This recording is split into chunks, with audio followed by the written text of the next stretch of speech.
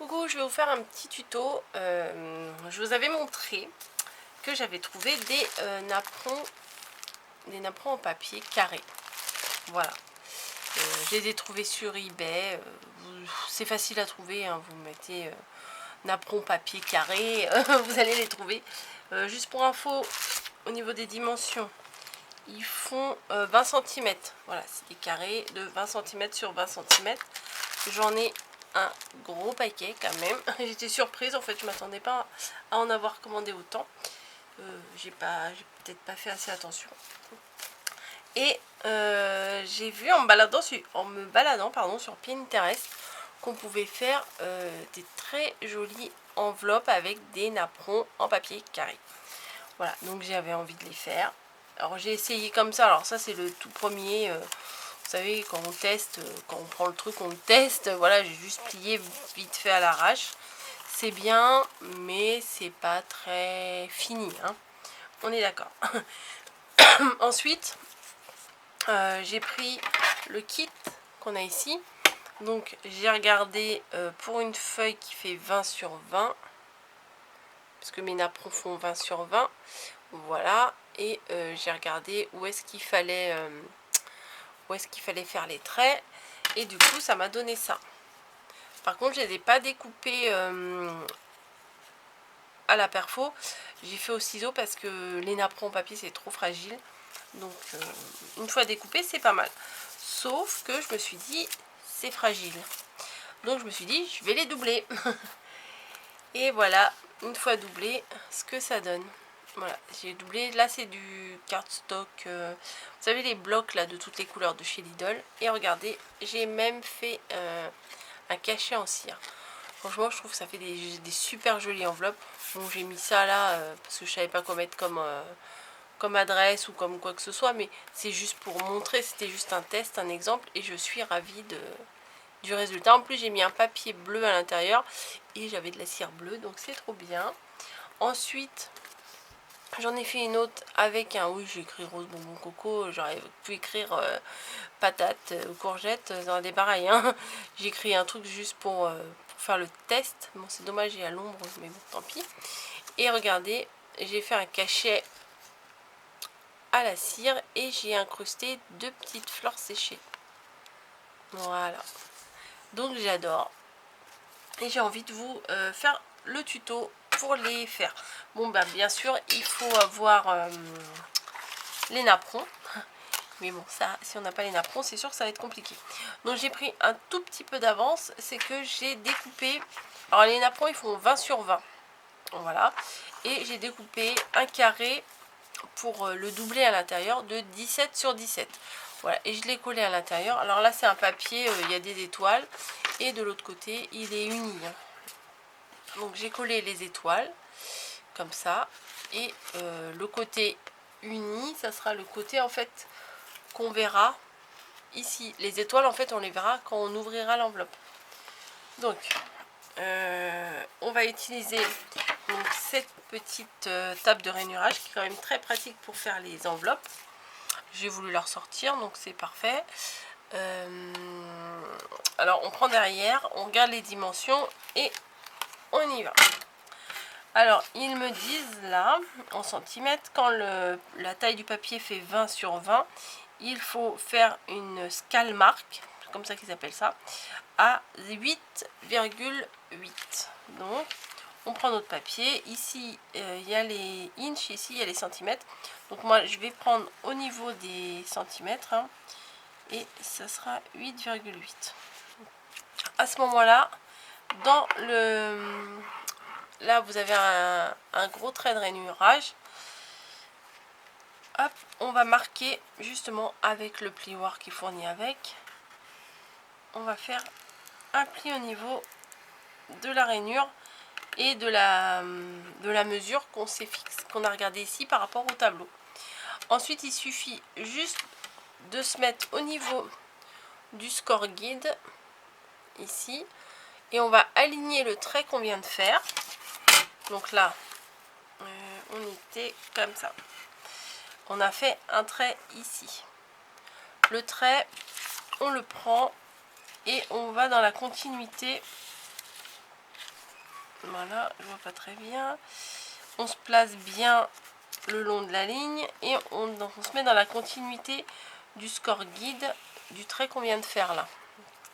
Donc on trace les 4 coins comme ça de la même manière. Donc là, on arrive ici, le bout d'ici, on va se le placer dans le score guide là. Voilà, et on va tracer un trait. Et on fait le 4e. Alors c'est pas flagrant là sur blanc sur blanc. Hop. Et voilà. Donc ça on n'en a plus besoin.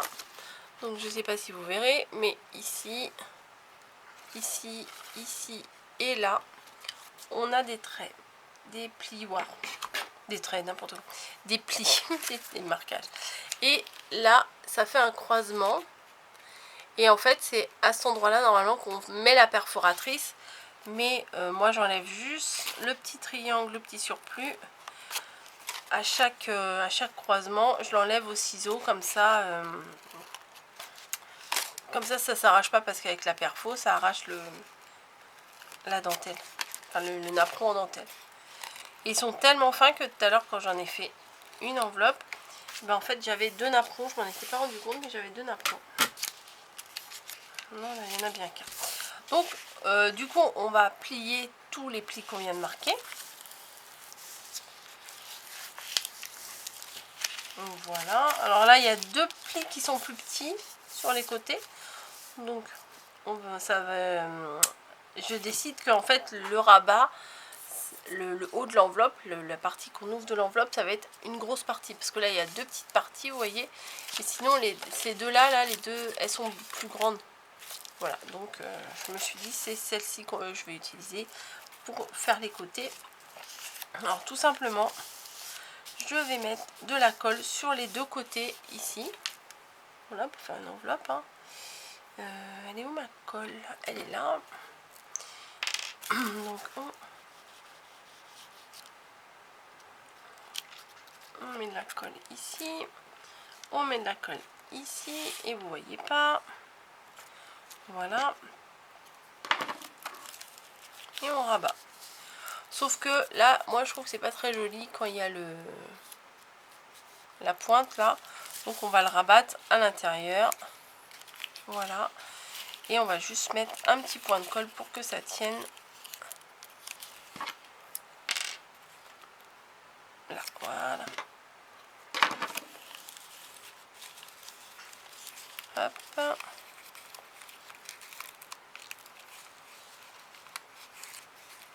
Et voilà. Donc, quand c'est comme ça, après, bah, vous mettez votre petit mot d'amour. Voilà. En admettant que j'ai écrit un petit mot d'amour ici. Hop, je le mets dans mon enveloppe. Et pour faire une fermeture classe, on va utiliser... Alors, hop, c'est pas bien collé là. Voilà, on va utiliser de la cire. Voilà, donc moi j'ai mon tampon, mon seau, pardon, avec le lapin. Et j'ai de la cire grise, c'est pour ça que j'ai pris du papier gris. Puisque comme ça, on voit à travers que c'est du papier gris. La doublure à l'intérieur, c'est gris. Et on va faire le seau à la cire grise. Alors c'est des petits qui viennent de chez Sauce String Green et c'était 2,18 € le paquet. Mais j'ai des petites fleurs séchées. Voilà, et ce que je vais faire, c'est je vais en mettre une ici. Je vais mettre ma cire ici. Voilà. Alors ça va être un petit peu long parce que c'est un peu long à fondre. Et surtout que bah, moi je veux que ce soit un beau rond quand même. Donc on va commencer tout de suite. Alors on fait prendre comme si c'était une bougie. Hein. Voilà. On place la petite fleur. Et bah tout bêtement, on fait fondre la cire. Voilà, on attend que ça fonde. Alors, je vous conseille d'avancer la vidéo parce que ça va être long. Tout à l'heure, oui, ça a mis pas mal de temps pour couler. Mais au final, ça fait un résultat sympa. Bon, si c'est des invites, je sais pas, que vous avez 50 invitations à faire, vous allez bien galérer. Hein. Mais là, une petite lettre, un petit modèle, là, c'est sympa. Enfin, moi, je trouve, après, les goûts et les couleurs. Hein. Donc là, j'en ai mis sur le dessus de mon enveloppe. Et je vais continuer pour que ça vienne sur le rabat.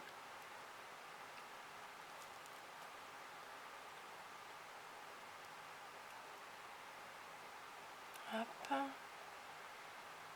Donc après, il y a plein de façons de faire avec la cire. Hein. Enfin, il y a des... Vous savez, comme le pistolet à colle, il y a des pistolets spéciaux avec des bâtons de cire. Et j'avais essayé avec les bâtons de colle, ça marche aussi la cire. Hein. Bon, c'est un peu moins net que la cire classique. Mais je trouve que ça fait super sympa. Hop, j'ai bien mis ma petite fleur. Là, elle est incrustée dedans, c'est bon. C'est des petites fleurs qu'on a fait sécher, hein, tout simplement. Voilà, donc je pense que là, il y en a assez. Voilà, et juste ce que je vais faire, c'est que je regarde bien l'endroit. Et je vais juste mettre mon tampon dessus. Enfin, mon seau. Pourquoi je dis tampon? Hop, voilà. Donc ça, par contre, ça prend assez vite. Hein. Là, je vais le mettre. Et après, à chaque fois, j'ai peur quand je l'enlève. En fait, j'ai peur que ce soit raté. Parce qu'en fait, je me suis dit, j'aurais fait tout ça pour rien. Puisque le papier va être abîmé. Le seau, il va être moche. Mais non, non, ça va, ça tient. Ça tient quand même assez bien. Et bon, voilà, je vais le laisser comme ça. Et vous voyez là, la taille